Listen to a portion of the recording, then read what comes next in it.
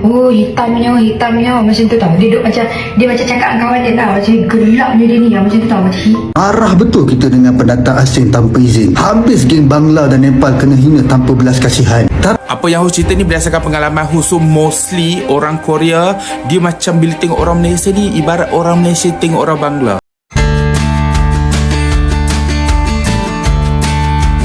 Hey, ketemu lagi dengan Rizka Yuni. Pernah dengar kata karma? Katanya apa yang kita tabur hari ini suatu saat bakal balik ke kita dengan cara yang gak kita sangka selama bertahun-tahun. Kita sering lihat dan dengar cerita tentang TKI Indonesia yang dihina, diremehkan, bahkan dirasisin. Dan jujur aja, nggak sedikit hinaan itu datang dari sesama negara tetangga, Malaysia. Mulai dari kata-kata kasar, stereotip, sampai anggapan bahwa pekerja Indonesia itu kelas 2, waktu itu mungkin terasa biasa, mungkin dianggap bercanda, atau bahkan dibenarkan.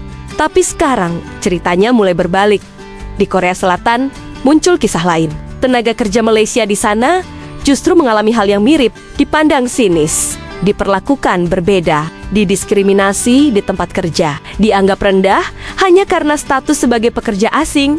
Apa rasanya saat kamu bekerja keras, tapi tetap dipandang kecil, saat identitasmu lebih dulu dihakimi sebelum kemampuanmu? Situasi ini bukan buat menertawakan siapapun, bukan juga untuk membalas dendam. Ini pengingat bahwa rasisme itu nggak pernah punya arah tetap. Hari ini kamu merasa di atas, besok bisa jadi kamu yang di bawah. Hari ini kamu menghina, besok kamu yang merasakan. Karma bukan soal balas-membalas, tapi soal belajar empati. Orang Korea tengok orang Malaysia macam orang Malaysia tengok orang Bangla. Yorobun, hai, Assalamualaikum. Ternampak satu posting ni Hus nak share dengan korang kepada Suraya Sulatin. Halalkah Hus screenshot awak punya caption? Dia share dia punya pengalaman apa yang berlaku waktu dia travel kat Korea sebagai orang Malaysia. Korang pause, korang baca kejap. Baca sendiri. Hus selalu share semua benda yang best Hus buat kat Korea, makan-makan yang best, tempat yang menarik. Tapi Hus tak pernah share satu dark side yang bila ada dekat Korea. Apa yang Hus cerita ni berdasarkan pengalaman Hus. So mostly orang Korea, dia macam bila tengok orang Malaysia ni ibarat orang Malaysia tengok orang Bangla. Macam tu. Mostly adalah orang-orang yang dah berusia, ajuma, omoni, semua tu. Dalam kalangan orang muda tak ada sangat, tapi dalam kalangan orang-orang tua tu very. Hus bagi contoh, baru-baru ni yang Hus pergi Korea baru ni, ramai-ramai kita orang naik train ramai-ramai, lebih kurang 10 orang. Bila kita orang masuk je coach tu ramai-ramai, Hus perasan this one ajuma depan Hus dia tutup hidung macam ni sampai dia bebel kat kawan sebelah. Hus faham sikit-sikit je. Hus faham yang part dia dia buat macam tu. Bukan Hus je perasan, Mimi dengan Sally pun perasan yang Ajuman tutup hidung once kita dah masuk pada coach tu. Hus rasa ada macam kecil hati lah. Dia tak tahu lah, kita orang ni wangi kot, pakai perfume macam-macam, Yaya Empire, perfume Paradise, semua perfume pakai. Kali kedua guna dekat Myeongdong Street, Hus dengan kakak Hus beli stokin banyak-banyak. Hus bagi duit, dia tak bagi balance. Dia cakap dia dah bagi, dia tipu. Masalah dia, Hus dengan kakak Hus ada depan tu, kita orang tahu dia belum bagi baki. Kita orang malah nak argue, kita belah sahaja. Dia macam nak scam kita lah macam tu. 2 kali je kena macam tu. Lagi sekali Hus kena dekat taksi. Hus naik taksi harga 15,000 won, tapi Hus bagi duit 20,000 won. Sepatutnya baki 5,000 won, tapi dia macam dia suruh turun je, dia tak nak bagi baki. Dia pula yang halalkan aku punya baki. Kalau Hus sendiri macam kencana, macam tak apa, halal je baki tu, tak apa juga, dia sendiri yang halalkan baki.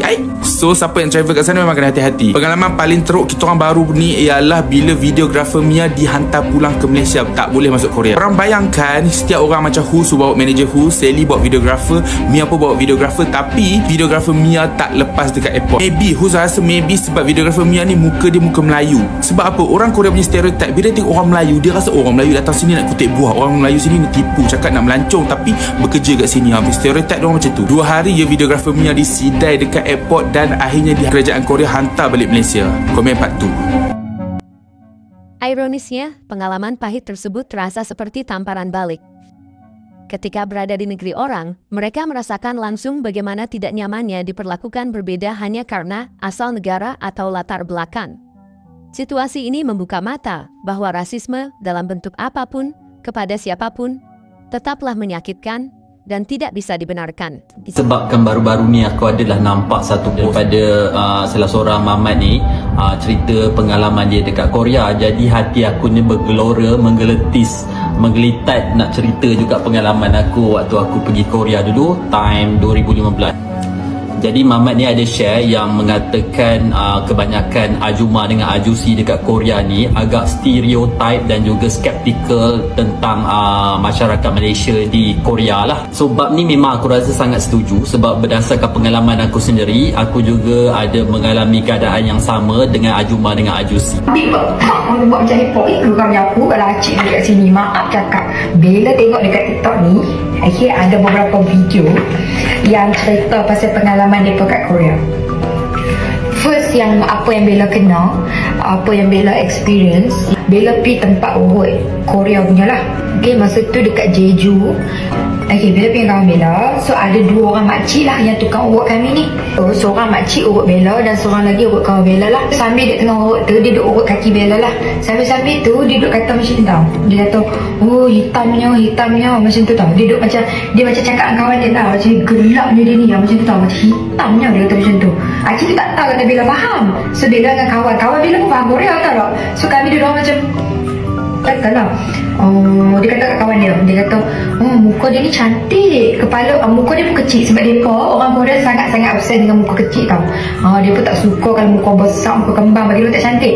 So dia kata lah, muka dia ni cantik. I used to work in a restaurant in South Korea and I was a waitress, and my coworker at that time was Malaysian. Now at this time I did not know that xenophobia was a thing in South Korea. It became apparent very, very quickly that something was not right with the way that she was being treated, and it was very apparent that it was different to how I was being treated. Her Korean skill was incredibly high. She had been in Korea for a couple of years studying Korean at university. As soon as people found out that she was Malaysian, they instantly had a problem with her. They would just flat out refuse to speak to her. Would call me over. I couldn't speak like a word of Korean. I knew probably 3 words of Korean, and then she would stand there like translating things to me that they were saying, and then I would say something and then she would translate because they did not want to speak to her. There was one particular time where we were in a taxi going home together after work, and the taxi driver, he was quite old. Marah betul kita dengan pendatang asing tanpa izin. Habis geng Bangla dan Nepal kena hina tanpa belas kasihan. Tapi hari ni orang Malaysia pula bawa DNA parti tau. Orang kita dah jadi parti di Australia dan Korea Selatan semata-mata nak jadi pemetik strawberry dan bersihkan kebun orang putih. Mereka turunkan darjat mereka serendah-rendahnya. Disebabkan mereka juga kini bukan lagi mudah untuk rakyat Malaysia mendapatkan visa untuk melancong ke Australia. Adakah orang Malaysia kini sudah setaraf Nepal dan Bangladesh? Atau mungkin kerajaan Malaysia sudah boleh merangka gerak kerja untuk menjadikan rakyat Malaysia sebagai buruh sah di luar negara? Dalam masa yang sama boleh naikkan pendapatan negara. Mengapa tidak? Karena di luar negeri, kita semua sama-sama perantau, sama-sama cari nafkah, sama-sama manusia. Kalau kita ingin dihargai, belajarlah menghargai. Karena dunia ini kecil dan karma. Nggak pernah salah alamat. Jika kalian menyukai video seperti ini, jangan lupa like, komen, dan subscribe agar kalian semua tidak ketinggalan video menarik lainnya. Terima kasih sudah setia dengan Rizka Yuni. Sampai bertemu lagi di video selanjutnya.